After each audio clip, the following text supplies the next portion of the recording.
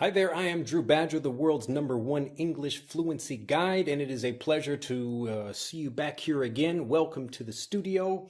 I'm back here again. This is a continuation, the thrilling conclusion of this two-part video series on how to learn, or especially if you're a language teacher, how you should be teaching. I focus on English and fluency in particular, but the things that I'll be explaining here are applicable for teaching or learning any language. But in the last video, which you can also find, it's the previous video on our channel, where I'm talking about the great language learning lie, and you can learn more about that. I'll cover it as kind of a review very quickly because it's important to remember these things. But I spent a lot of time focusing on why students struggle and in that video, and how you should be learning, and explaining instant language learning as well. So I'll do a little bit of review about that just as a refresher for people, especially if you're new. So hopefully you go back and watch that video as well. But this one will explain a lot more because I did receive emails and also comments and questions from people, from other learners and teachers, about how to do this for older learners, or even if you're not an older learner, it doesn't really matter what age you are, but depending on what your level is. I'll talk a little bit more about what I do as an English fluency guide and how I help people. So we'll go over a couple of things. I'll try to keep this short because most of this video, if you've looked at the length of it already, it's a lot of me just doing examples of how this works. So I'll be showing you part of the fluency course so you can see what it's like, that learning style, and how you should be learning instantly. I'll give you lots of examples of that. So the length of this video is mostly examples so you can see what this looks like. But just for people that do complain about the length of videos, I know people want to get to the point and know exactly what something is so they can learn some particular skill very quickly and then move on to the next thing. But remember, when you're learning a language, a lot of that is just listening and practicing with something again and again. So don't try to rush through things, or even if you think a video seems too long, part of the point is listening to the way I speak, or even going back through things. There are many books that I read again and again just because I want to get those lessons over and over again. So it's not just about the actual point I may be showing you in a video. It's also about listening, practicing, speaking with me. And so again, I'm doing all these things for a reason. Anyway, hope you enjoy this video. So in that previous video where I was talking about the great language learning lie and explaining that there are two different ways of learning a language. There is second language learning, and then there is instant language learning. And basically what I do as an English fluency guide is help people learn the language instantly. Now, this doesn't mean instant fluency, but it means connecting with the language and understanding it directly without putting lots of steps in between. So this is the current way that pretty much everybody learns a second language, and this is the second language learning system, and you can learn more about that in detail in that previous video.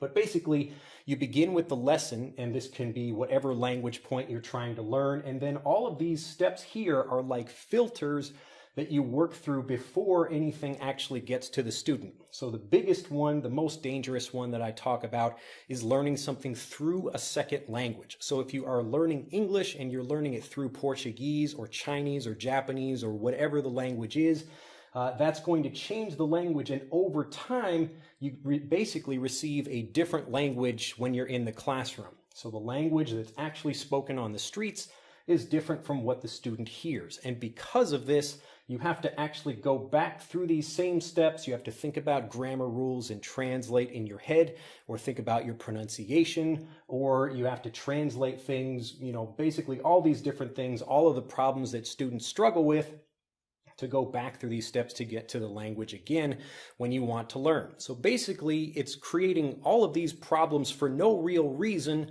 other than people thinking that there's such a thing as a second language. Now, I don't want to repeat that video, but that's the general idea of it. Because people believe there's such a thing as a second language, they think there's a need for such a thing as second language learning. Now, when I finished that video, I gave an example about how you should be teaching that, so that was really specifically for teachers, but a lot of students enjoyed that as well. And I gave a Japanese lesson using instant language learning principles in order to help people understand and learn some basic Japanese. But many people were asking me, okay, that's great, so you can do that with kids or beginners, but how does that help me? So that's what this video is talking about. And whether you're a teacher or a student, hopefully it'll be interesting for you, and I'll teach you a lot about how you should be helping people learn or how you should be learning yourself. So as I explained in that video, just a very quick detail about what that means, and this isn't like a really detailed graph, but when I try to explain this to students, I really want to make it clear that what they're doing, it's the difference between learning a language, which is understanding the rules of something, like being able to explain like a translation of something, so I could say what one word is in Japanese and say this word means this.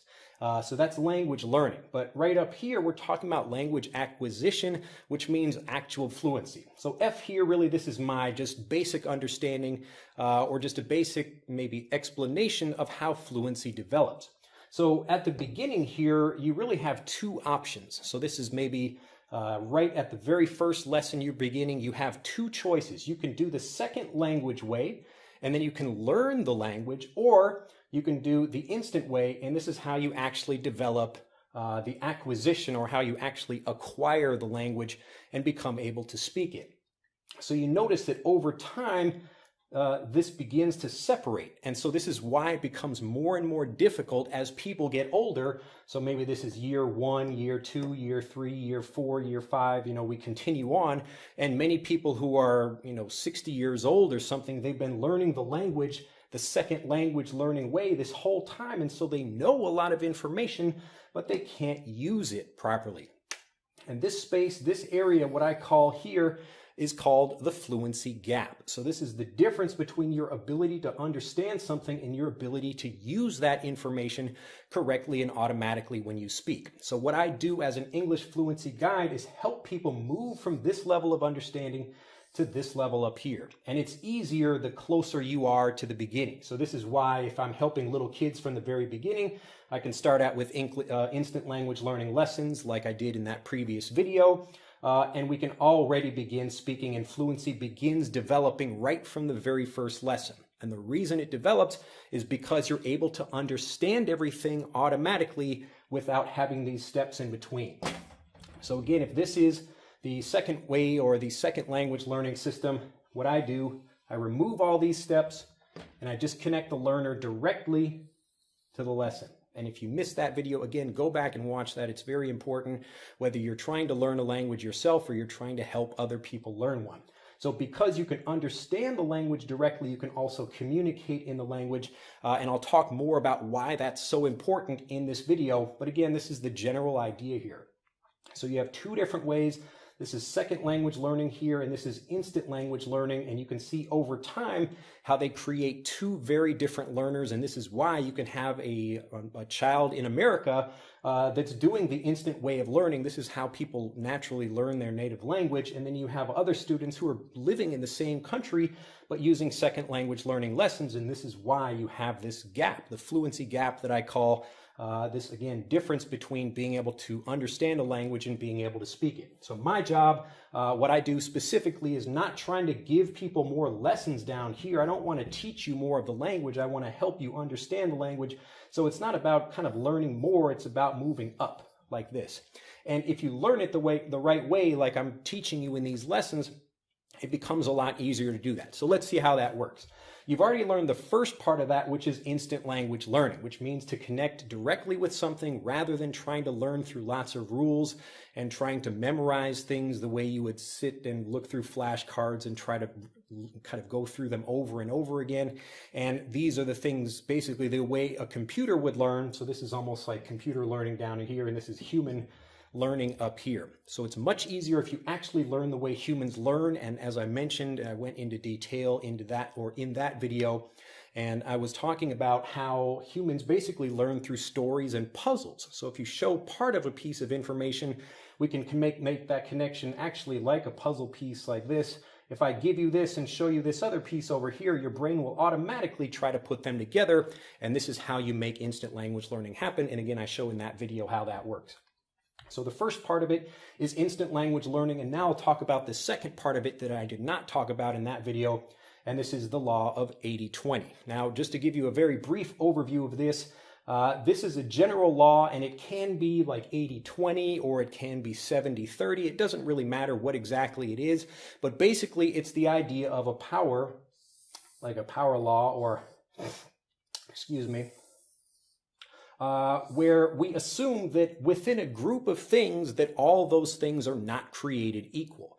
You can have, let's say, a team of basketball players. Some of them are going to be not very good over here and they don't make very much money. But the top players are going to be up here and they make a lot of money. So in general, this works for anything. You can choose any group of things where maybe you can have a team of basketball players, or we could have the number of maybe 100 streets in a city. We have the few city streets that are downtown, and this is where all the traffic is. So we can plot the traffic in a city on this same curve. So this is a power curve.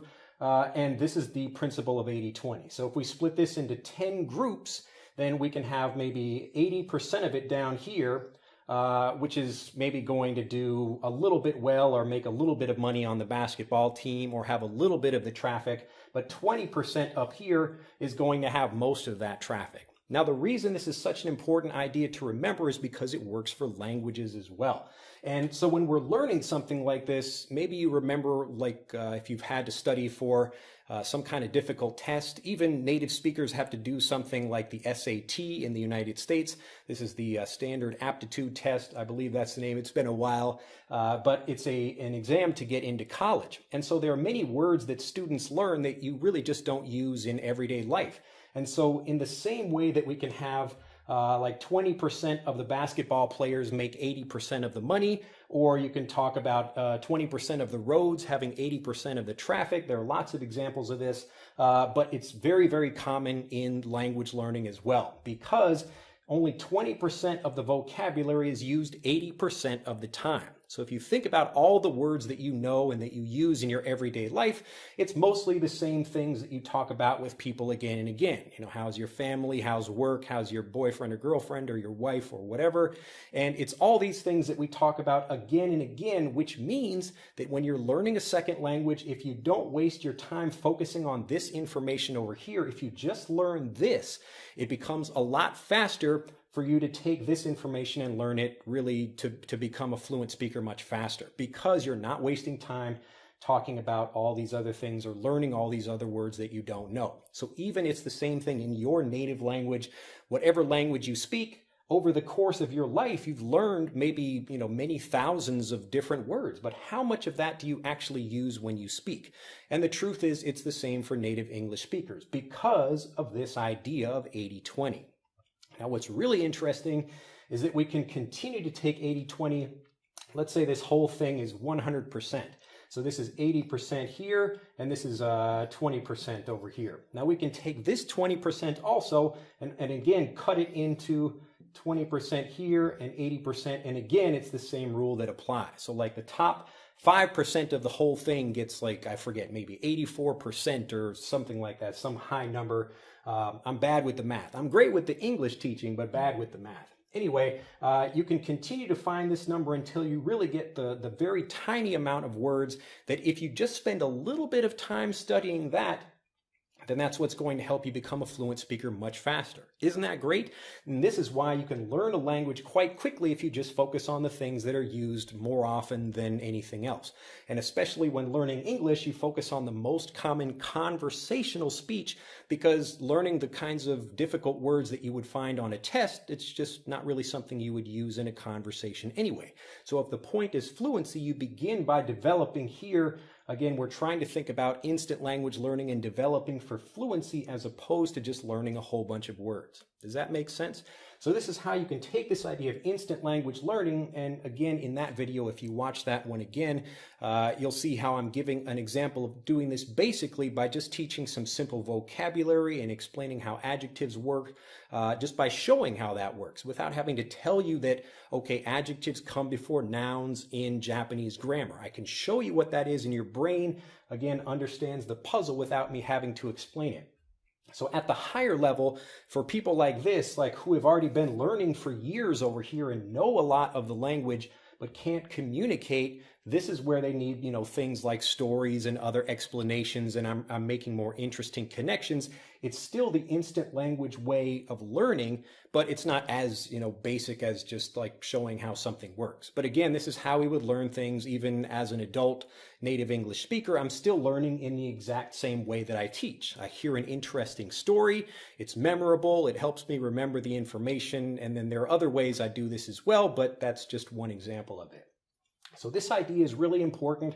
You're combining these two things, and if you're able to do that, it's a really fantastic way to learn. You've got the instant way of learning, but you're also just focusing on a very small amount of vocabulary. And one last point about 80-20, that it's not just for vocabulary itself. It's also for the kinds of mistakes that you make. So let's say we make this grammar or make this graph instead of vocabulary words here, like instead of this is 8,000 or 10,000 vocabulary words, these are the top 10 mistakes that you make in your grammar. Really only the top 20% here, so maybe top 2 mistakes that you make. If you can focus on what those are and you can fix that, it doesn't really matter what these other ones here are. I mean, you might still make them, but they're not very rare because these are the ones that you make most often. So if you can solve these problems, then that's what's going to help you become a much more confident speaker. And it's the same thing with pronunciation as well. You might have a few different errors in the way you pronounce things. Some of them are very rare, but some of them are very obvious, and you make them very often.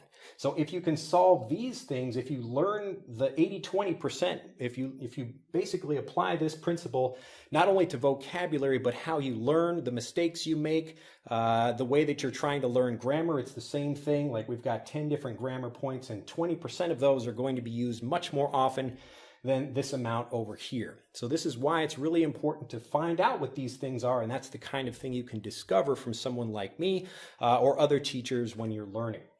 So hopefully these two ideas make sense. Again, we've got instant language learning, which is learning the language the same way a native would be learning it, but really it just means connecting with the language without having these additional steps here. That's the important thing. And then on top of that, you apply the rule of 80-20 to know where to focus. So this is how to learn, and this is what to learn. Does that make sense? Hopefully that does. So as a teacher, you should be thinking about this. And really the way to understand this is just looking at conversations or seeing how people are communicating. And this is exactly what I do with people when I help them learn. So we'll talk now about this exactly. How do I help somebody learn? And really the secret, all I'm really doing is using video to apply these two principles. And I'm the only person I'm aware of that actually does this. So a lot of people, like, they do teach vocabulary and they can tell stories, but focusing on both of these things to make sure you're understanding everything the native way. So really understanding things the instant way, the same thing you're learning for pronunciation, for grammar, all these different things, you're learning them without all these additional steps, but you're also focusing on the most important things, then that gets you fluent incredibly quickly. Does that make sense? So often people, it's an interesting thing. So I get questions from people about how do I teach people using video? And many people are actually very surprised. They want to know, how do videos actually help me speak? Now, this is a really great question because you can watch so many videos that teach you this way. And you think, well, that didn't help me speak at all. And the reason most videos, I'd say 99% of videos, don't really help you speak, whether you're watching them on YouTube or courses, it doesn't matter what they are. It's because they're still teaching you this way instead of using the instant way of learning the language. So if they're doing anything, if you watch any videos online that are telling you something like, let's do a gap filling exercise about, we're going to write something down and try to figure out what grammar point goes in that space. That can be a little bit helpful, but most often it's just really teaching you the grammar rule as opposed to helping you use the grammar rule in an everyday way without being able to think about it or without having to think about it.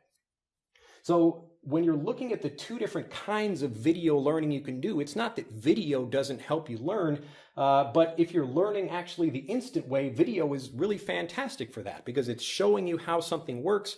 You can see it. It's really the right way to see, the way I'm communicating, but also for English, you can tell my intonation, the way I'm moving or just the way I'm communicating everything, because it's not just the words I say, it's the whole thing. My intonation and body language, whether I'm being sarcastic or whether I'm not, just by the way I'm moving, even small things like that are very important for a learner. So when people ask me, how do I actually help them speak using video? Really, the truth is that it's just teaching them the instant way rather than just teaching them a bunch of rules like that. And if you learn this way, basically it cascades. So it becomes easier each time you do it. And at the very first thing, when you're learning the instant way through English, you understand everything through that kind of video. So through the videos I teach, you begin by understanding it automatically. So that way you don't have to think about things like when you watch like a traditional second language learning video lesson, it's telling you information, but not helping you understand that. And so that's basically where your learning stops. You think, okay, this grammar point is this, and I'm going to try to remember some verb conjugations or something like that. And so I'm only just learning more and more pieces of information, but I'm not making it up here.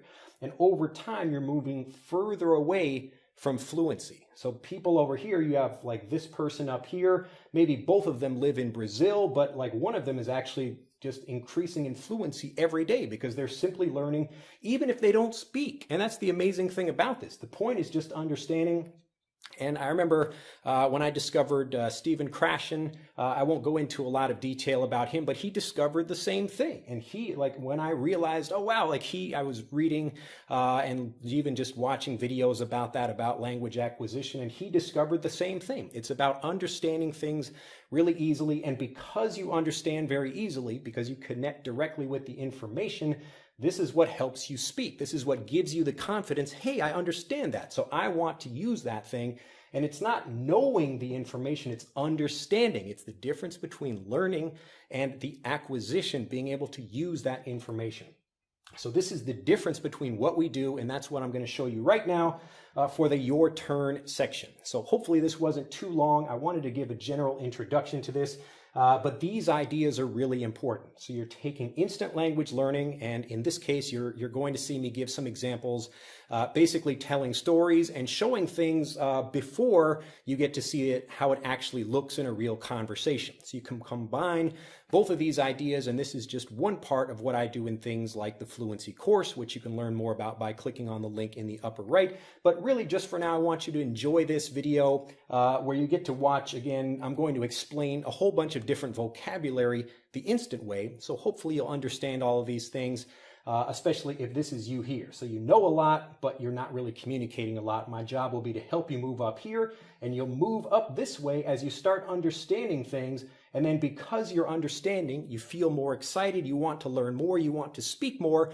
And then in the lessons, actually, you know, in the full program, so I teach you how to speak, so you're practicing speaking with the videos, and then I show you how to actually meet people to practice with native speakers in the real world. Isn't that great?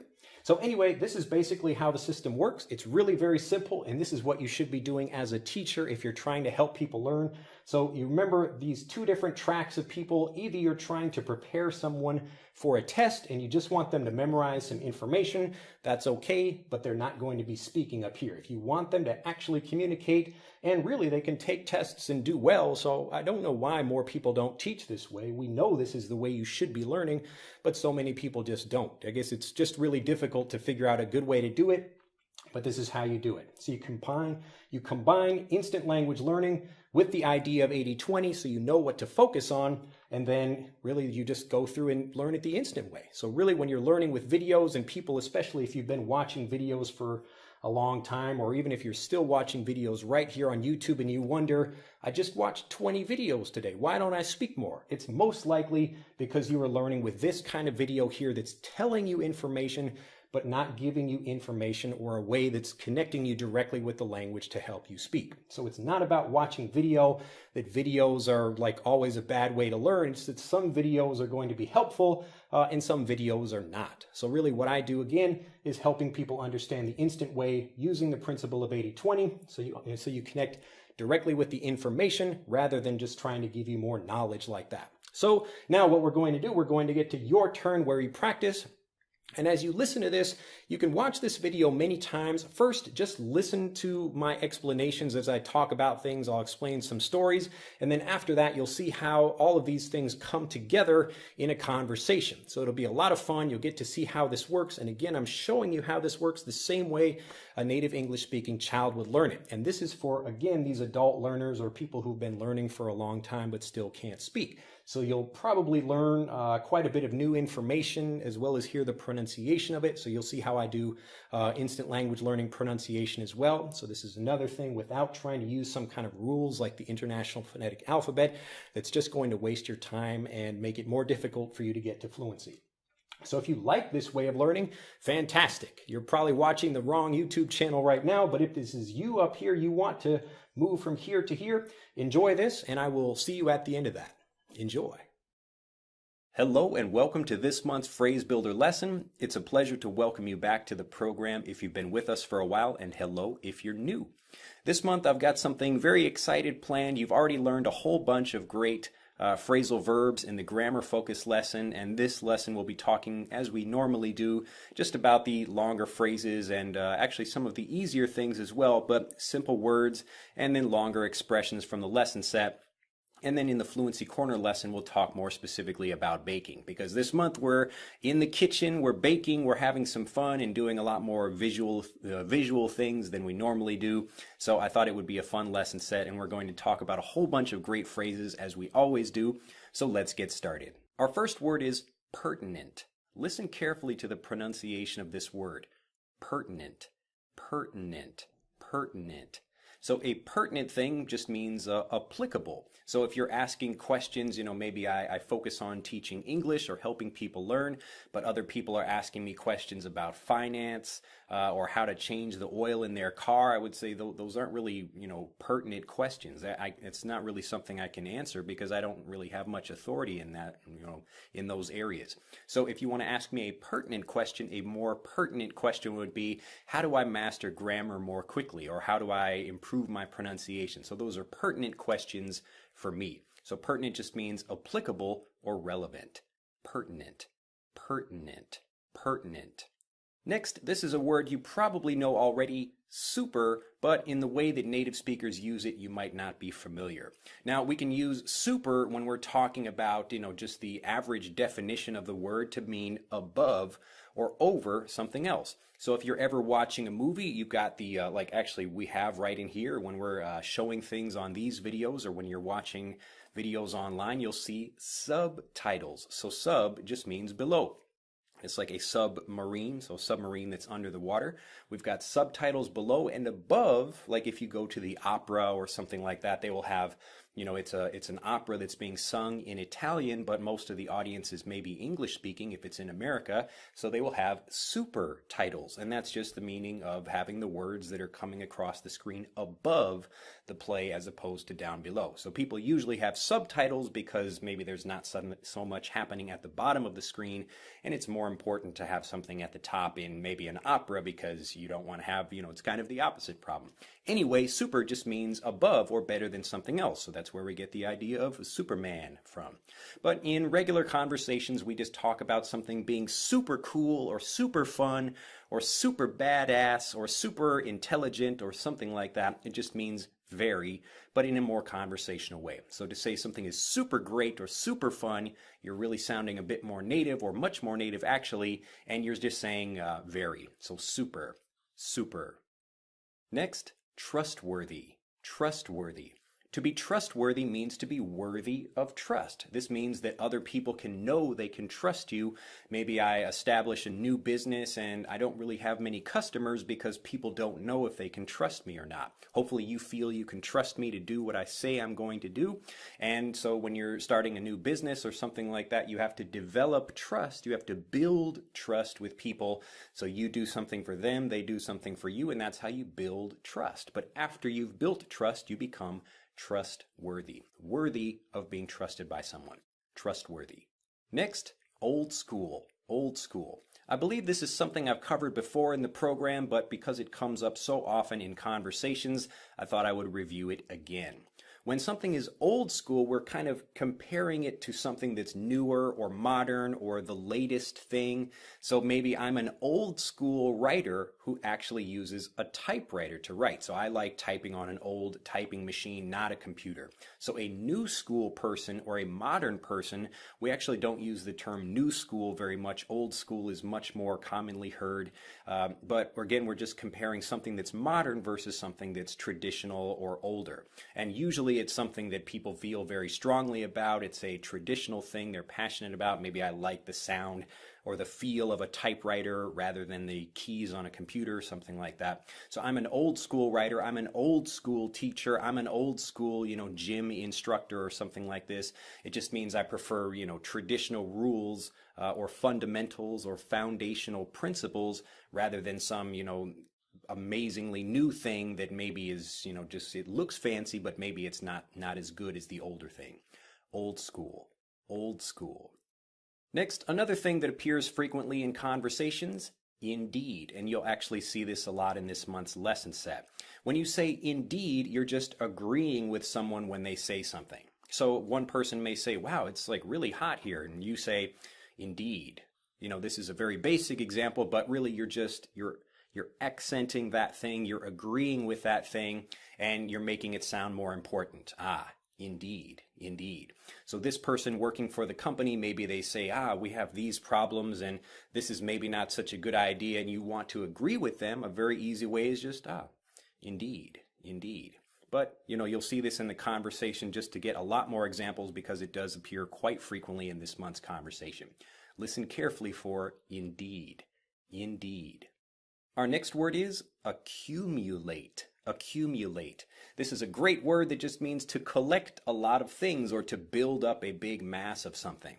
So if you have a lot of snow falling overnight, the snow is accumulating. So the snow is falling and it's, getting higher and higher, more and more snow to accumulate snow. Or you can accumulate money. So every day I'm like making more money. I'm putting more money into my bank account or my savings account. I am accumulating more money. Accumulate. Accumulate. Next, another great expression, time consuming. Time consuming.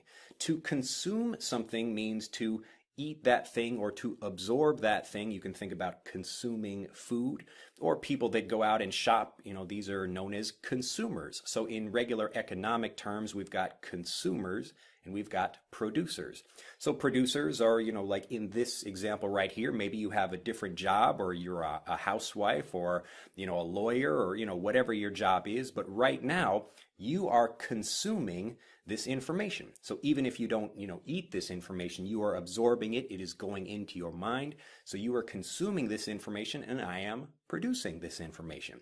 So when something is time consuming, it eats time. It eats time. So as an example, maybe I have to make these lessons and the editing of the lessons is really time consuming. It takes a really long time to edit lessons. So making the lessons is actually really quick, but the editing of lessons, making sure everything works well and all the planning and all that, that's what's really time consuming. Now I love doing it because perfect planning, if I can plan really well, then I can execute and have a really great lesson, but it's time consuming. Time consuming.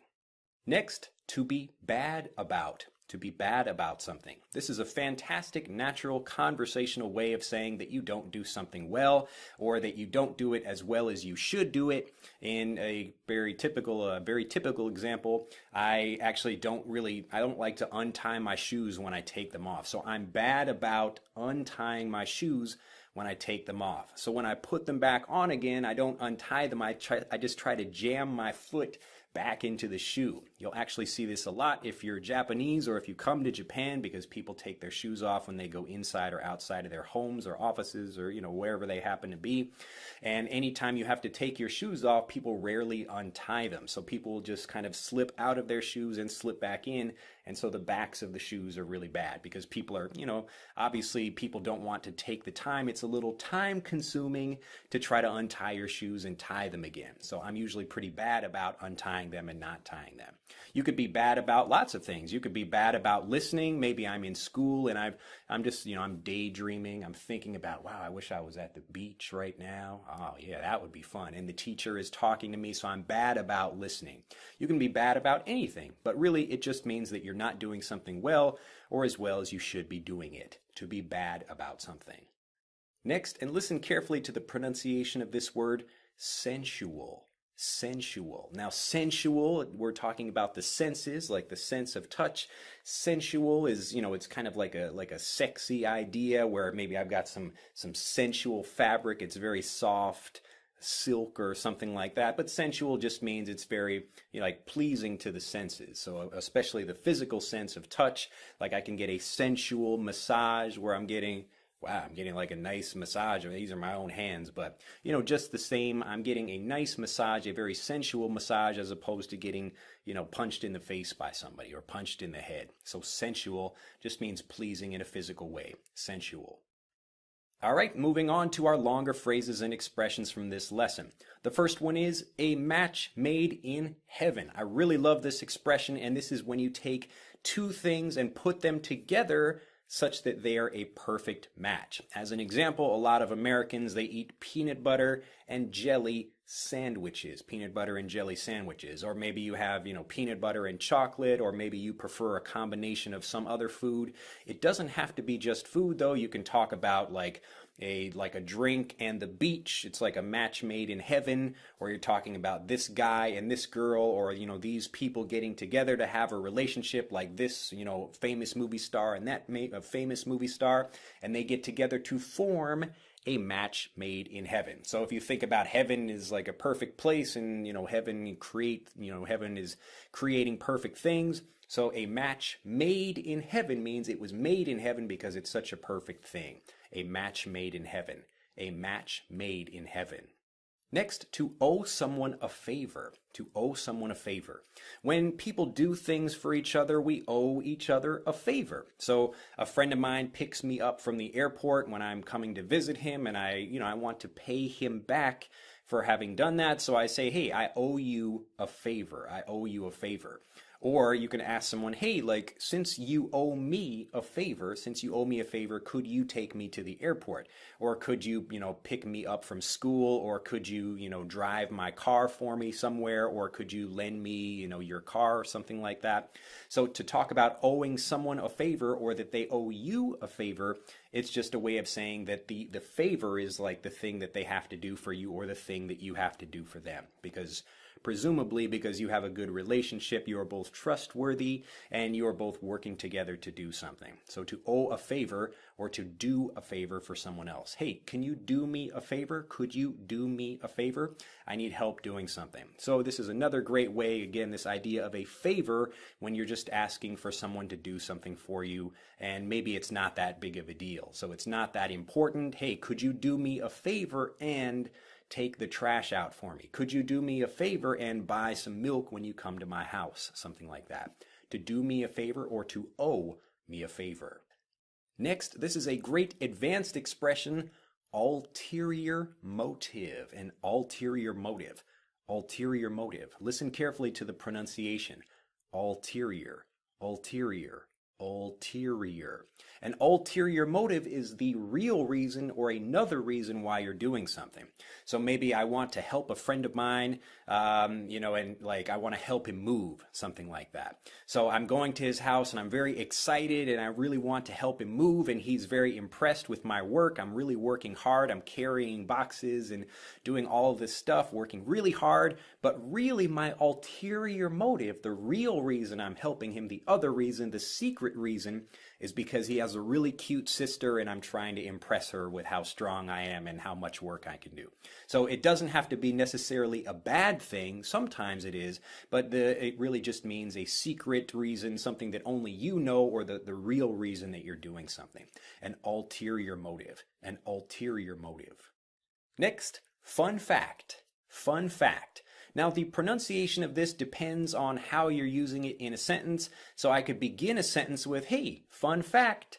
So fun fact, I'm raising the sound of my voice, the pitch, the tone of my voice. Hey, fun fact, some lizards can, detach their own tails when they're in trouble. So a lizard is, crawling across the ground, and maybe some bird or something tries to catch the lizard, and the lizard shakes off its own tail, and the tail continues to move around, and the bird or something eats the tail, and then the lizard can crawl away and not die, not be killed.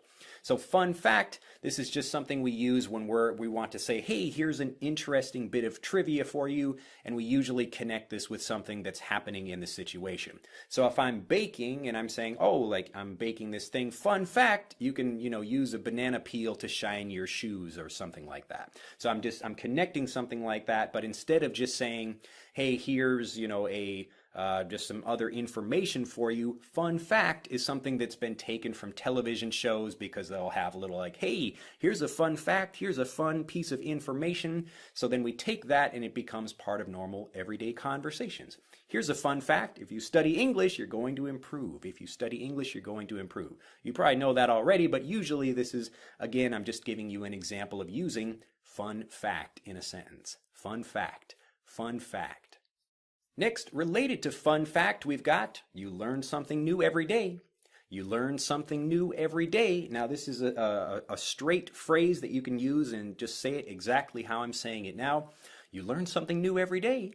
Wow, you learn something new every day, and the meaning of it is exactly what you think it is. So to learn something new every day just means, actually you do learn maybe a new thing every day, but this is a specific phrase that we use when you learn some interesting piece of information that you didn't know before or that you hadn't thought about.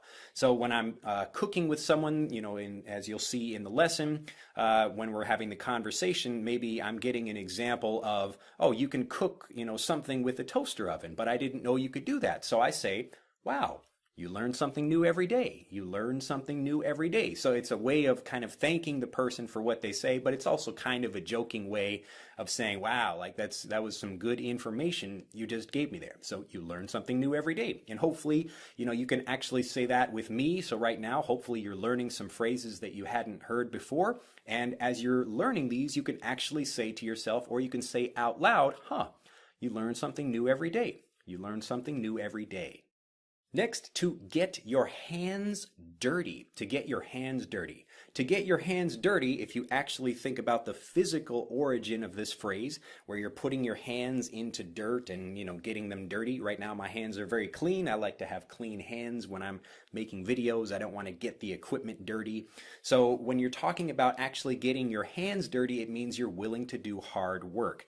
Now, physically, you'll see me do this in the conversation. I'm kind of making a joke about this by saying I don't mind getting my hands dirty because I'm actually putting my hands in the cookie dough and actually getting them, unclean. So making them a little bit messy. But in a regular conversation, you could talk about, I don't like to get dirty, or I don't like to get my hands dirty, or I like to get my hands dirty when you're talking about physical work, or, if you're maybe like a classic example of this you'd see in movies, like if you have like one good guy against like a whole bunch of bad guys, and usually the top bad guy, he doesn't like to get his hands dirty with the actual fighting with people. So you'll see like the mob boss or like the top bad guy, he has other guys, like the lower guys in the group, do all of the dirty work. So do all of the things that are, the real like physical thing of actually punching or hurting other people. So they're doing the dirty work, and the top guy doesn't have to get his hands dirty. To get your hands dirty.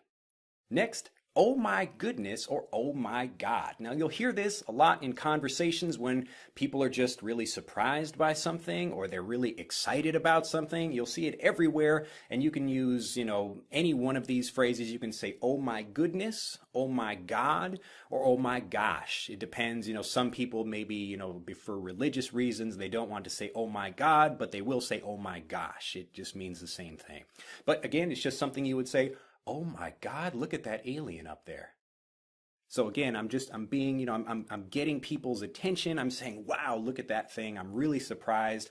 Oh my God. I'm like looking at God. It's amazing. So if I just saw a squirrel walking in the park, I wouldn't say, oh my God, it's a squirrel, because you see a squirrel all the time. There's nothing amazing about that. But if I see a flying ostrich, like a lion flying in that would be, oh my God, right there. Oh my God. Next, to get bent out of shape. Now listen carefully to how this sounds when I blend it together. To get bent out of shape. To get bent out of shape. Bent out of shape. Bent out of shape. When you have something like my hand, let's say this is a piece of metal. Now, if I hit this really hard, I can bend it, something like that. Like if I'm in a car accident and I get hit and the metal of the car gets bent, something like this. So right now it is in the shape it's supposed to be, but I am bending it out of shape. So when you get bent out of shape, the physical idea, and I talk about this a lot, all of the words and phrases that you're learning, they pretty much all have some kind of physical origin. And if you can understand this idea of physically being bent out of shape, then you can understand the higher level idea of a person being bent out of shape when maybe, something they don't like happens to them. So I got all bent out of shape. I got bent out of shape when, people were saying, hey, I don't like your clothes or something like that, or I hate your haircut or whatever, and I get angry about that. It just means to get maybe frustrated or upset or angry or any situation, any feeling that's different from your normal, everyday, pleasant feeling. So usually I'm pretty happy. Yeah, I'm a happy guy, but yesterday I got bent out of shape because I had some problems and I wasn't feeling very good. So I was like this normally, but then I was bent out of shape, bent out of shape, bent out of shape. Next, you'll see me do this in the conversation when I'm kind of taking a Bugs Bunny joke and I say, one for you, 1, 2 for me. One for you, 1, 2 for me. And you'll see this a lot when you're watching movies. People will take a reference from a TV show or some other popular culture thing, and then they will use it in the movie. And you might not understand what they're actually talking about, even if you can understand one for you, 1, 2 for me. It just means I'm actually talking about a Bugs Bunny cartoon, and I just want to make sure you understand what this means. So in the Bugs Bunny cartoon, Bugs Bunny is with, and you can probably even find this on YouTube if you look for it, like Bugs Bunny and gangsters, or Bugs Bunny like 1 for you, 1, 2 for me.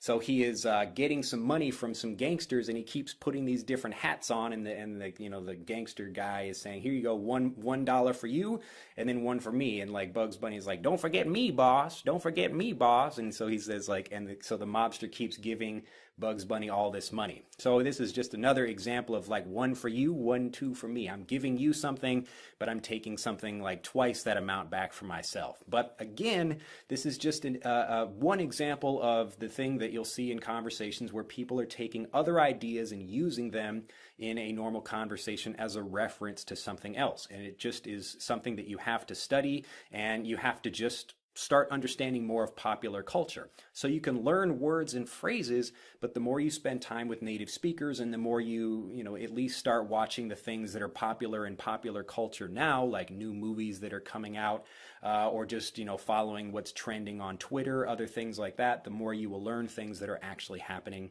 and you'll be able to understand those and even use them yourself in conversations. Next, I wish I had known. I wish I had known. This is a great phrase you can use when you're saying, if only I had known that information before. So I wish I had known. I wish I had known. I wish I had known. Or you can say, I wish I'd known. I wish I'd known. So a friend of mine and I are both going to the same party, and we both wear the same dress. Like, oh no, like I have the nice red dress on and she has a nice red dress on. Like, why am I wearing a dress? But anyway, so we're both going to the same party. I wish I'd known you were going to wear that dress, because I would have worn a blue dress or whatever, or some pants, I should be wearing some pants. I don't know. But anyway, so in this example, I wish I had known. I wish I'd known. I wish I'd known that something. So whenever you're talking about, I wish I had that information before, this is something you can practice as one phrase, I wish I'd known. I wish I'd known. Next, another great phrase. There's so many great phrases in this lesson. I'm really excited about this lesson set. So this one is equal to the task. Equal to the task. When somebody gives you some work and you're able to do that work, you can say you are equal to the task, or I am equal to being able to do whatever that work happens to be. I'm equal to the task. I'm equal to the task. So if my mom says, "Hey Drew, can you clean the kitchen and vacuum the floor and, whatever," I can say, "Sure, Mom, I can do that." Or I could say, and sound a bit more interesting and conversational, I could say, "I'm equal to the task. I'm equal to the task." Next, another great phrase, "if you don't mind." If you don't mind. Now, to mind, you're thinking about like the mind inside your head or the understanding of thoughts and mind, that kind of thing. But to mind, this is the verb, to mind something means to think about it or, to give it some kind of thought, whatever that is. Like maybe I have a fly buzzing around my head and I don't mind. I don't think about the fly. I don't notice it. I don't care. It's not troubling me. So I don't mind the fly buzzing around me. But maybe I do. I see a fly like, flying around me and like I start trying to catch the fly or swat the fly. So I do mind having a fly around me. I am thinking about that. I do care about having that thing to mind that thing. So when you're asking for a favor, like I'm saying, "Hey, could you do me a favor?" I can also say, "If you don't mind, could you please do this?" Or "If you don't mind, could you please do this?" If you don't mind. Next, "this reminds me of." This reminds me of just means that it's really just a phrase you can say what this is connected to something that happened in the past or something else even in the present that you're thinking about. This reminds me of the time I went to the beach and I was like teaching some Japanese students on the beach. So this lesson reminds me, this video reminds me of when I was doing that. This reminds me of. This is another one of those phrases that you learn as a whole thing. This reminds me of. This reminds me of. And then you could say something like, "This reminds me of the time I did this." This reminds me of when I did that. So this reminds me of the time I played baseball and, it was raining really hard. So right now it's raining. So this rain reminds me of the time when we went to a picnic or had a picnic and the rain started falling. It started raining a lot. This reminds me of. This reminds me of. Next, back in the day. Back in the day. Listen carefully. We're going to blend this again. Back in the day. Back in the day. Back in the day. I want to start singing. I think that was actually like I forget the song, but something like that. Back in the day. It just means, a long time ago. Now, this is something that usually younger people, I would say maybe like 30-year-olds, maybe 40-year-olds would use this, but maybe like 60, 70-year-olds would probably not use this phrase in conversational English. But even if you are over 70 years old, I'm teaching you things like this so you can understand them when you hear them in movies or conversations or whatever. So younger people will say, "Wow, back in the day, we used to do this," or "back in the day we had huge cell phones like this. Now we've got like a tiny thing." So back in the day just means a long time ago or many years ago. Back in the day. Back in the day. Next, go nuts. Go nuts. Now, to be nuts means to be crazy, but in this conversational way of using go nuts, we're talking about being free to do something. As an example, I bake a cake for a friend of mine, and I have another friend that is supposed to decorate that cake. So they're going to put a design or some stuff on the cake, and they say, "Oh, what design would you like, or what should I do to decorate the cake?" And I say, "Go nuts." Go nuts. And this is telling them that they are free to do whatever they like with the cake. So they can put lots of decoration or interesting design or something silly. I really don't care. Or if I have some young children, they are over at my house and they say, "Oh, like there's some toys over there. Can we play with them?" And I say, "Go nuts." So it just means enjoy yourself. You are free to do whatever you like. Go nuts. And the last of our phrases and expressions for this month is good to go. Good to go. Good to go just means you are ready. We are ready to do something. We are good to go. You will see this, maybe like if people are launching a new rocket or a space shuttle or something like that. The people in like mission control. So mission control is the name of the building where all the people are on the ground, and then you have the astronauts in the actual space shuttle, and the rocket guys or the people in the space shuttle are checking all of their things, and they're saying, "Okay, we're all good to go. We're ready to do something." Or if you're going to drive, you're taking a long road trip, which just means you're getting into your car and you're going to drive. A lot of people do this in America. They love a good road trip. So they get in the car and drive to lots of different places around America, but you've packed all the things in your car. Everyone is sitting in the car ready, and you are good to go. Well, I hope you are good to go with this lesson. You have a lot of things to practice. Do go back and review this lesson, all the things that you're learning this month. There is a lot of great things, or there are a lot of great things that you should be reviewing. Always review all of the lessons in different ways, and I will see you back in the conversation when we're making some cookies. I look forward to seeing you then. Bye-bye. Well, hello and welcome to this month's masterclass video lesson. I'm joined by Jessica. All right. And so this is a friend of mine, another friend here in Nagasaki, and we're going to do something interesting today. We're actually going to do some baking. If I could direct you down here, we got a couple of things. Are we going to use these lemons as well? No. Or that is just decoration? Just decoration. Oh, okay. Never mind. Won't be lemons at all. But before we get into that, you want to explain a little bit about yourself, any background or pertinent information might be? Sure. Well, of course, I live in Nagasaki. I've been teaching here for about 3 years now. Yeah. But, of course, I love to bake. My favorite thing in the world. And I love to eat, so I'm here. It's perfect. It's perfect. Yeah. A match made in heaven. Yes. It's much better than killing people. That's true. Yeah, as far as things we could think of, hobbies. Maybe we'll say that for another video. Like, hobbies. It might be harmful to some people. But so you're from America, also. Yes, I'm from America. I live in Wisconsin. Wonderfully cold. Yeah, it is cold. So we're quite close to one another, actually. So Chicago is pretty close to Wisconsin. Yeah, it's funny. I talk about like Chicago as a city and Wisconsin as a state, but they're pretty close here. It's like right above it. Illinois is here, and Wisconsin is up here. It looks like exactly. like a little hand. Yes, it does. Kind of. Yeah. Anyway, so what are we going to get into today? What's our cookie recipe? Well, today we're going to do Russian tea cakes. All right. Yes, I owe a friend a favor. And now that she's back, I can make these and mail them to her. Oh, so where does she live? Ulterior motives. She lives in Korea.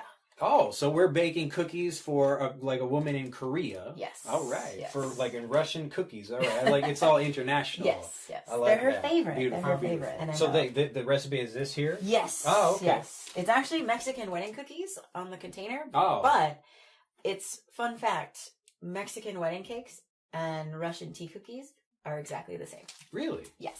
The only real difference is the amount of nuts you put in it. Oh. Well, you learn something new every day. Indeed. All right. Well, what do we got here? So I will be, I'm your helper chef, your sous chef. Awesome. So for today. Today, I'm actually going to use coconut oil instead of butter. Okay. Because I have a bunch of it. Mm-hmm. And it's a little bit healthier for you. Plus, it adds a little bit of a unique taste. Huh. Interesting. Yes. So this is actually, you call this coconut oil? Yep. Huh. But it's like a hard. Yes. It has a melting point of 75 degrees. So you just right know now that it's cold. Or? Yeah. It actually says it on the container. But I do know that. Room temperature is when it starts to melt. But I actually need it like that today because it makes it, if we use melted butter in here or melted oils, it turns into like a paste when we're making the cookies, and that's not what we want. Sure. So, kind of a lot, but 1 cup. Wow. 1 cup. We're making the full batch of cookies today. Oh, okay. How many cookies does that make? According to the recipe, it makes, let's see, about 5 dozen. What? We're going to make 5 dozen cookies. 5 dozen cookies. All right. Yep. All right. So with this one, the hard part is scraping it out. Now with me, I'm terrible at measuring. Absolutely terrible. So I kind of guesstimate. Okay. I'll use things as a guide and then just kind of go from there with what I want. Sure. So we just kind of scrape it out and then put it in here in my nice metal bowl. You want me to shake this out here for you? You can try. Or maybe it's just easier to. It might be easier just. That's a big cup. This is a 1 cup measure. Yep. That looks bigger than a cup. Yep. 1 cup. Wow. 255 milliliters. Wow, this is 2/3. Yep. It's a little bit strange. It looks like larger than an American cup that I'm used to. Yeah. I thought that was 200 milliliters. It's 250. Yeah. Huh. I'm pretty sure. Well, I don't bake it. I don't know. I just go by what it says. So it's a little bit messy. It'll start to melt because it's kind of warm in here, actually. But Can you just eat this straight? You can. Yep. What does it taste like? Try it. It's like coconut or whatever? Yeah. I don't want to get my hands all in that. Just like... Ugh. Well, there's an extra spoon there. Okay. I don't know. I'm already getting my fingers in it. But... Sure. Well, not that I don't mind getting dirty. I don't mind getting my hands dirty, but here. Actually, it's fun because you can use this as a moisturizer too. So you put it on your skin? Let me try that. Here we take like a little... It's really good in the wintertime if you have really dry skin or for your lips. I do. We'll do a comparison. I'll put it on the left half of my face. Okay. And then we'll see if the right half is like not so moisturized. Nice. All right. But yeah, you can eat it, or... It doesn't really taste like anything. It doesn't have too strong of a taste. I expected more of like a powerful... I'm not really a fan of coconut, but... actually, I like, I like a little bit of coconut milk in my curry or something, but like Almond Joy. Yes, I do. Oh, I so like the... yeah, like I don't... So... You can That's not bad, though. Yep, and everything that I get on my hands then, afterwards, you can just rub it right in. Wow. It's like a lotion. Oh, my goodness. Yep. Huh. You do that with, like, the eggs and sugar and all that, too, or just... I do, actually. Oh, really? That's going to be interesting when we get to that part. I know, all kinds of fun stuff, but I won't do it with this recipe. Okay. Just the coconut oil, so... I don't know if you saw that. It's not quite 1 cup. Sure. It looked like a little bit less than a cup. But... Yeah. But approximately. It's pretty strong, too. You bent that spoon out of shape. Yeah. Just a little bit. I do it all the time, so. Super easy. Just bend it back. Then we need just a 1/2 cup of powdered sugar. Okay. Yeah. So the powdered sugar here I actually got from the base. It's really hard to find in large quantities. Sure. Yeah, everything in... like in Japan, trying to find stuff, you get little like a sachet of little stuff like, which is like fairly expensive. Yeah. So with this, I can do this one, or you got to do something special with it. Nope. You can just pour it right in, and again, if you add a little more, a little less, no big deal. I always like more because it makes it a little bit sweeter. There you go. That's pretty good. Just a little bit more. I got quite a bit extra, like, in there, but... Yeah, that's fine. That should perfect, be okay. Perfect. If we only get, like, 4.5 dozen, you know. Yes. We should be all right with 4.5 dozen. I think my friend will be all right. Wow. Now, powdered sugar Snowing goes everywhere. Do you put Kahlua in here? I do. Oh, okay. I thought that was, like, the after baking No.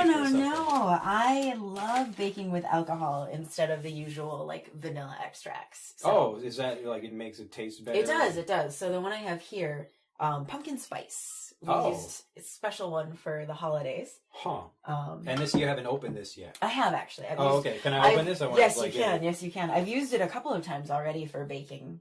But it's a little bit better than vanilla. It might be one for you, one for me. That's how I do it. One for me, one for the bowl. Like those old like Julia Child cooking when she'd have like a bottle of wine and be like, look. Yep. Exactly. So the recipe calls for 1/2 teaspoon of vanilla. Oh. But you're gonna use a whole cup. I don't actually measure. I just kind of, eyeball it. So maybe a tablespoon. Huh. Maybe a tablespoon. As much as you want, but not too much because you don't want to have it be too liquidy. Sure. So from here, what we need to do is mix this up until it's kind of all blended together. Gotcha. So you have a whisk? I do. Let me just step into my kitchen quickly. We'll see how you do with the whisk. I'm pretty strong. I can, so this is, we haven't done a cooking lesson for mastering this conversation in like a long while. Yeah. But, see, I don't want to get like stuff all over here. That's what I do when I bake. I get stuff everywhere. Don't be afraid to make a mess. When I was younger, I used to do quite a bit of cooking. I would have, now this is the problem though, so you're whisking and you get like everything wants to hide inside this and not get whisked. Yep. I do have a spatula if you want to scoop it out a little bit. Got you. Yes. So what else do we have to prepare for these? Now this is going to make like that many cookies? That's what the recipe says. We haven't added the flour like super yet. Tiny or they whatever? are pretty tiny. They're only about maybe an inch or so in diameter. Really? They're really small cookies, but we still have to add the flour. Okay. So I trust you. You know, this is on the package. Yes. I believe. I'm slightly trustworthy sometimes. Okay, all right. So while you're mixing that up. So when did you get an interest in baking? Have you always been interested in baking, or? Yeah, actually, I've been baking probably since I was about 14 or 15. Yeah. I'm gonna add a little bit of salt while you're doing that. Okay. And the salt, you always want to add salt with like baking things. Kind of opens up the palate, so you can actually get a better taste for your food. Still a little bit, you know. Still a little bit chunky. Yeah, a little bit lumpy here. Yeah. I'm glad you're here for this. Oh, yeah. This is my least favorite part. I gotta sing from my supper, you know. Yeah, there you go. Usually I use my electric mixer, but Sure. Yeah, we're being a little bit old school. a little bit old school. It's always good. Always good. Hard work makes you appreciate the food more. Indeed. Well, I like to burn a few calories before I eat them back up. Indeed. All right. So it should be like perfectly smooth, or It should, as smooth as you can make it. So if there's a few lumps, it's all right. No big deal. But just kind of make sure everything's mixed together as much as possible. Okay. So Still got some a coconut. couple of big chunks. Yep. But it's looking better. Looking pretty good, yeah. And coconut oil It smells will pretty good mix too. better Smell than that. sugar, or better than butter. Yeah. Yeah. I always feel bad when I watch, you know, cooking shows because the people, you know, it's all like, well, like we get to eat this, and you get nothing, you know. Yeah. But you can try it if You can try. It's a super easy recipe to make at home, which is what I like. And it's not too sweet. You can kind of control the sweetness. All right. So how's it looking? It's looking better. All right. I guess we'll get a little bit of those big. People might get some coconut pieces. They'll melt out quite nicely, so it won't be too bad. All right. So from here, we are going to add 2 cups of flour. Okay. So this is where the bulk of the recipe goes. Gotcha. So I'm just going to use that same measuring cup that I used before. Okay. I'm not worried about contaminating things. All right. So I'm going to pour that right in. So with flour, same as powdered sugar, you don't want to pack it in. Yeah. Because then you get too much. So that's about 1 cup. Yeah. So you got 1 there. And mix that in. And I'll let you mix that a little bit more before I add the 2nd cup.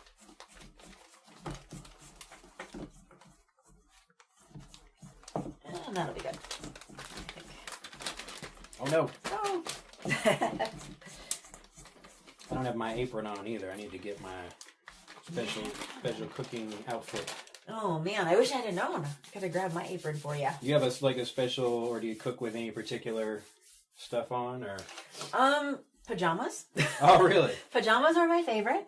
I do actually have an apron if I want to protect my clothing, but it was actually a gift from my sisters for Christmas a couple of years ago. So I seem to accumulate them quite frequently. Ah, I see. Yeah. It's kind of nice. Well, it's good. It reminds you of people when you cook also, you know? Yeah. All right. So it's going to get a little bit harder from here. All right. This is when we're going to start using the whisk, or the spatula and the scoop here. Okay.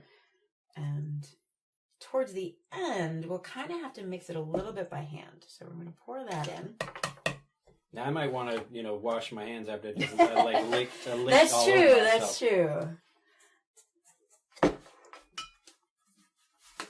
I try not to lick my hands too much Sure.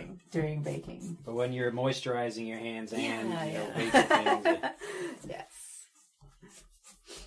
All right, that's looking pretty good there. all right. You want to try kneading this, or you want to? What do you do? Wait yet. I'm just gonna do a little bit of this first, and kind of scrape the edges off.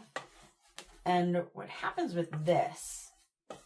So once we start pressing it down and mixing it in, and using your hands, it's gonna start melting the coconut oil more. Ah, okay. Yeah, so you can just set that spatula down for now on, I think. Let me rinse my hands off now. All right. So this is actually the hardest, most time-consuming part besides mixing, is getting the dough to be a dough. I'm equal to the task. All right. So what do I got to do? You want me to like knead it like dough from baking or whatever, like regular Kind like of. bread? What you're gonna do is you're just gonna scoop off to the side to make sure nothing gets stuck, and then you're just gonna press it down as much as you can, and you'll still be able to feel some of those chunks of flour in there. Should I be like really? Yep. You can do it as hard as you want. So what's gonna happen is the heat from your hand is gonna help melt the coconut oil. But you want to mix everything up because these cookies, they're really dry, but really moist at the same time. It's kind of a weird combination. They're really crumbly. Huh. So Hey, I can't say that I've had like these kind of cookies before. You call these Really? called Russian tea cookies? Russian tea cookies, yep. So we made them a lot as kids. Mexican wedding cakes, of course. So wait. So it's a Mexican wedding cake and a cookie at the same time? Yes. So they're called Mexican wedding cakes, but they're really just like little cookies. Ah, okay. But they're called that because they're white when you finish making them. You coat them in powdered sugar, and that's where that sweetness comes in. That's how you control the sweetness. Oh, that's interesting. Yeah. You ever had tres leches? You know I have. So that's a 3 milk cake. Mm-hmm. It's It's like heaven in a plate, on a plate. it is. This is one of my favorite kind of like yes. Mexican cakes. Yeah, they use, I think, what is it? The condensed milk. Yeah. Cake. Yep. Some of the best things you will ever eat. So it's kind of starting to solidify there a little bit. It's still pretty crumbly. So this, like I said, this is the most time-consuming part. That Sure. we do it with. Should I get in here with 2 hands? Maybe that would get it. Like, Sure. Mixing. Yeah, if you don't mind. And while you're doing that, I'm actually going to get the tray ready so we can roll out the cookies and put them on there. Okay, so this should be 1 ball, basically. Yes. All right. Yeah. Now this reminds me of, doing the cooking with my family back in the days. I would actually do. I wouldn't do so much like actual cooking, but I would do some baking, which I enjoyed. Okay. And I remember, like, my family was always really bad about like being able to eat all the stuff first. So whoever got to the pie first or got to the cake first or whatever would get to eat it. Oh, nice. And we would have we would make a pie. So it would be my mom and my dad and my younger sister and I, and we would actually divide it up. We put like our name like, on the pie. On the pie. Yeah. Wow. So I would eat my like part of it first, and my younger sister would always save it for whatever. Yeah. But I would like cut into the bottom of it, so she would still have hers. And... Oh, nice. I don't think we ever had that problem growing up. Yeah. There was always plenty of pie to go around. Now, should we we still got like a fair amount of powder in here? Yep. This should all be like it should all be in there. Yep.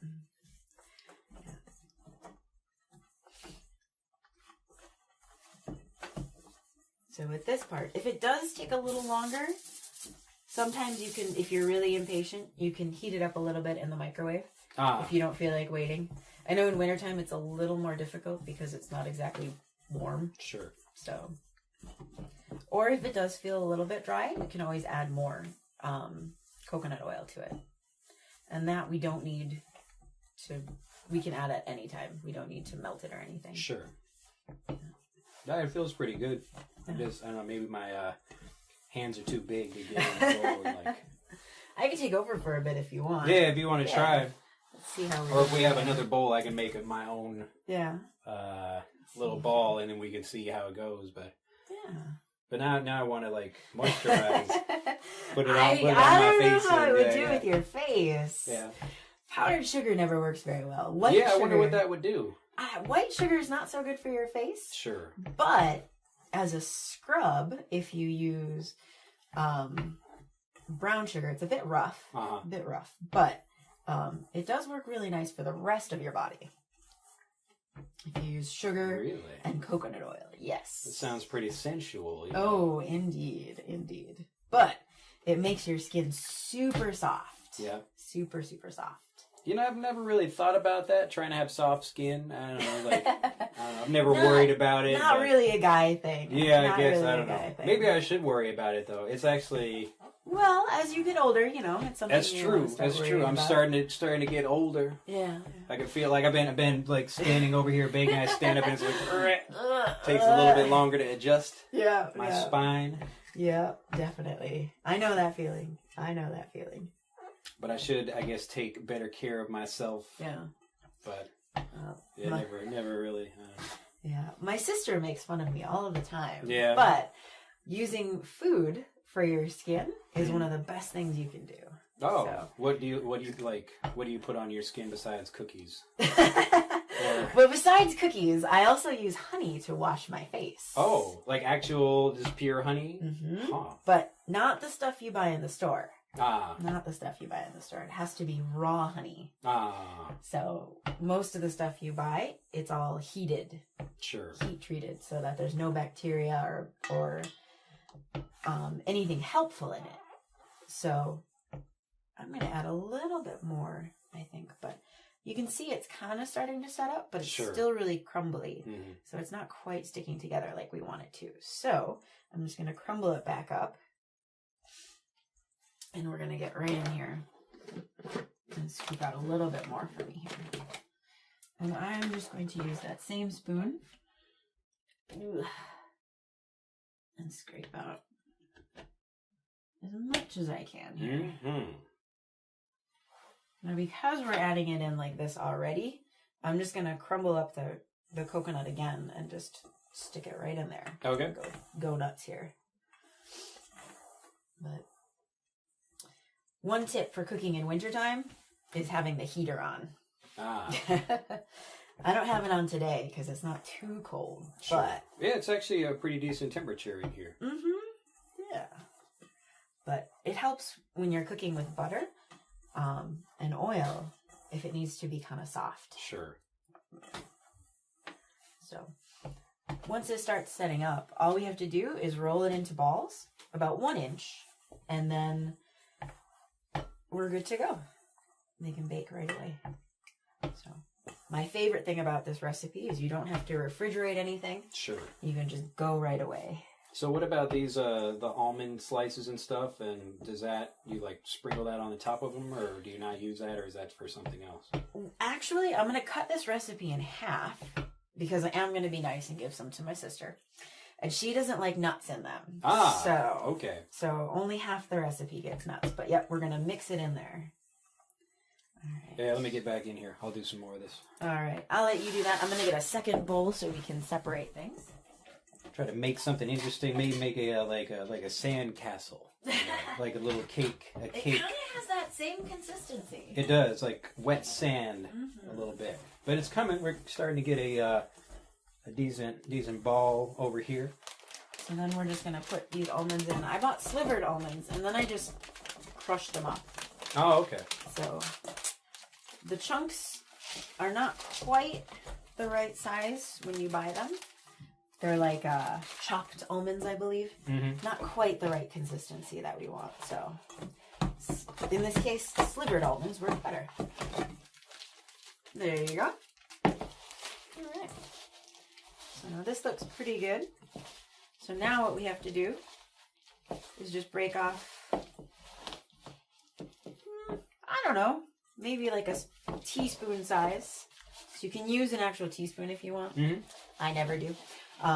Just to kind of scoop up about that much. And then from there, you want to just kind of let your hands warm it up a little bit more and then roll it into a ball. So you can crunch it up into a ball. You can actually roll it. It's up to you. Mm-hmm. As long as you get it into that ball shape. And then you can just set them up. Now, they don't melt too much. They don't change shape when you bake. So it's supposed to be a ball? Yep. It's supposed to be a ball. And it'll sink a little bit as they bake. But overall, it's a round shape. You can make any shape you want, though. Ah, okay. I prefer the ball because it looks a little bit nicer. Sure. And it's easier to roll. So that one's looking pretty good. The almonds will crumble in that one a little bit, so it doesn't have to be perfect. Oh, no. And you can place them about an inch apart on the tray. And if you want to take same thing, just take a chunk. All right. Roll it into any shape you want. Ball, oval, square, I'm gonna make a Batman logo. All right. Batman Mexican Russian cookie. Nice. Actually, I'm not gonna be terribly creative about this. I'm gonna make, if I can get it to stick together. It's actually more challenging with the almonds in it. Mm-hmm. Yep. What do you think? So if it's that's perfect. If it's a little bit funny shaped, I got one. All right. You got one. I like to feel good about that. You know, even it's important. It's yes. important to celebrate the victories like that, even Yes. if you're doing something small. And Indeed, small victories. Small victories. In this case, at least, quite tiny. I guess maybe this one's a little bit bigger than that. Mm-hmm. That's all right. We just want to make them kind of like bite-sized. Sure. That way, when you eat them, maybe you don't feel so guilty about eating so many because they're tiny. Sure. It's all a matter of perspective. Huh? Yes. So how often do you bake? Like every week at least? You get some At least baking in? once a week. Yeah. We try and bake something or cook something in the house. My sister and I, we both enjoy cooking and rather than going out to eat. So that's nice. Yeah, we're always doing something at the house. Well, I'll be over tomorrow. All right. I think yesterday we made tortillas. Oh, actually made Yep. Did you make corn or flour? Flour. Yeah. Flour is much easier to make here because we don't have a press for the corn tortillas. So it's really hard to make them thin enough to eat. So flour tortillas it was. But for New Year's, we made gingerbread cookies, which are my favorite to make. They taste wonderful. And did sugar you put cookies. alcohol in those as well? I did. I actually used that pumpkin spice. Yeah. And I think for same thing with my oatmeal and date cookies, I also used that pumpkin spice. Any kind of alcohol that's sweet is good. Amaretto is one of my favorites to do that with. Do you like alcohol and chocolate? I do. Yeah. I do. I don't do it very often, but it is quite delicious. Yeah. I don't really like alcohol and chocolate. No? Or chocolate with fruit in it. I don't really like that either. Chocolate with fruit's not so good. Got one tiny little one there. What I'm gonna do. Now I'm trying to figure out how this is gonna make 5 dozen cookies. I mean, I think the recipe lied to us, to be perfectly frank. Because there's no way that's 5 dozen. Does dozen still mean 12, or is that? I'm pretty sure. Okay. Unless I missed something in school. I'm going to steal a couple of these here. Go ahead. You can take half of this if you want. I mean, we're gonna. That's And you can eat this raw. You right? can. Yep. There's but no. It probably doesn't have much. It won't have much of a taste to it. It'll be a little bit sweet, but not too sweet. But yeah, there's no egg in it, so you can eat it raw. I know most people don't like to eat things with raw egg in it, but. Are these fairly healthy? Well, I don't know, maybe you can't call this a healthy cookie, but... It's not as unhealthy. It's a little bit better because I'm using coconut oil in it. And there's not so much sugar in it. But it is a white flour base, so it's not terribly healthy for you. All right. Well, that's delicious. Gets 25. That works for me. So this Good is enough. about 2 dozen and an extra one, but... And a couple extras. But so what we're going to do now is just pop these into the oven for, let's see, bake 15 minutes until lightly browned. All right. So, Well, we'll put them in the oven, and then we'll see you back when we pull them out. Yep. Yes. So what did you do after we took them out of the oven? Since we kind of like skipped that part of the video. Yeah. When we took them out of the oven, I let them cool off for about 5 minutes. Or I should say you took them out. Yeah, I did nothing. I relaxed. I did it. You relaxed. Bad Yeah. guest. But let them cool for about 5 minutes, and then you have to have a bowl of powdered sugar. Just toss them in till they're all covered, and then just put them on your plate, and you're good to go. All right. Super easy. Let's see how many we can eat in 1 minute. All of them. All of them. Here we go. Let's tip it back. And we've got some tea. What kind of tea do we have here? We have ginger chai tea today. Cheers. Cheers. Cheers. Be careful, it's hot. But it tastes pretty good. It does. Mm-hmm. I like tea. Yeah. It's not my favorite drink. No. I like the way it smells. It's always got a good aroma, but then I feel disappointed when I drink it because it doesn't have like as nice of a. You gotta breathe when you drink. That's good. Maybe Much I mean more maybe you're enjoyable. supposed to like drink it with your nose, like. You could try. Yeah. The smell would definitely be It stronger. It would be stronger. It would be. Well, let's try these. You want to try the first one? I will. I'm going to take the one right on top of the pile. That's a good looking Perfect. cookie right there. It's wonderful. I don't cough or laugh on me and like shoot the whole like powder on me. That would be pretty funny. How does it taste? Pretty awesome. It's pretty good. Mm-hmm. Now, do you feel better having made it yourself and you try it and you're like, yes, I can feel the goodness? Yes. It's a very satisfying feeling. All right. Now this is it's still pretty warm. Mm-hmm. Yep. Wow. They're still warm, not too hot, so you can still eat it. Yeah. But be careful because the powdered sugar will go everywhere. If you All right, here we go.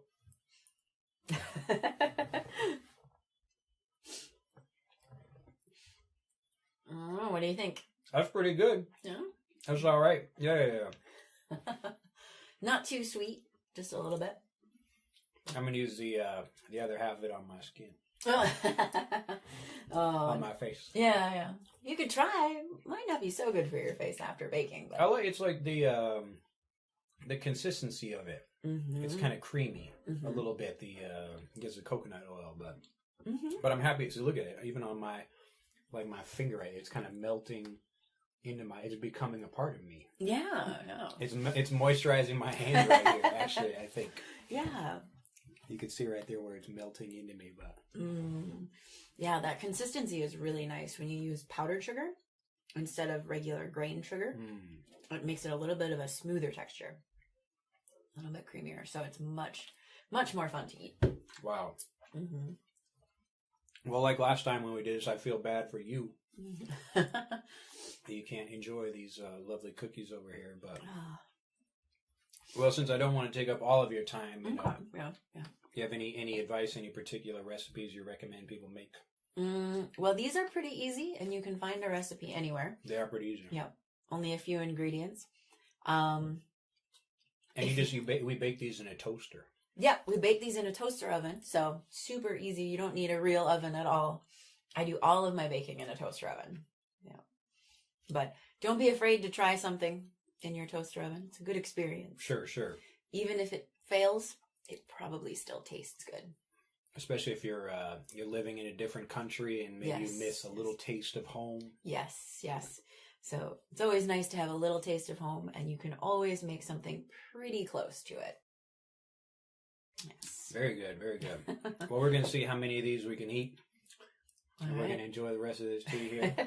Cheers. All right. Well, we'll be back in just a moment for the special mission homework assignment for this month. But we'll see you then. Bye-bye. Bye-bye. Well, I hope you enjoyed this month's masterclass lesson. I hope you enjoyed all of the lessons. It was a lot of fun to bake some cookies with Jessica, and they were really tasty. I feel bad that I was eating in front of you and I could not offer you some cookies as well, but hopefully with this month's special mission homework assignment, you can go out and do some interesting things as well and not share them with me. Wouldn't that be nice? So you can make your own cookies or something, or, do something like eat some shrimp that I don't like doing anyway. So, your special mission homework assignment for this month, what I'd like you to do is, even if you can't do this in English, what I'd like you to do is to try taking a class in something, a physical class if you can. If you're, living in your local community, it doesn't matter where you are, you should have other people that teach various things.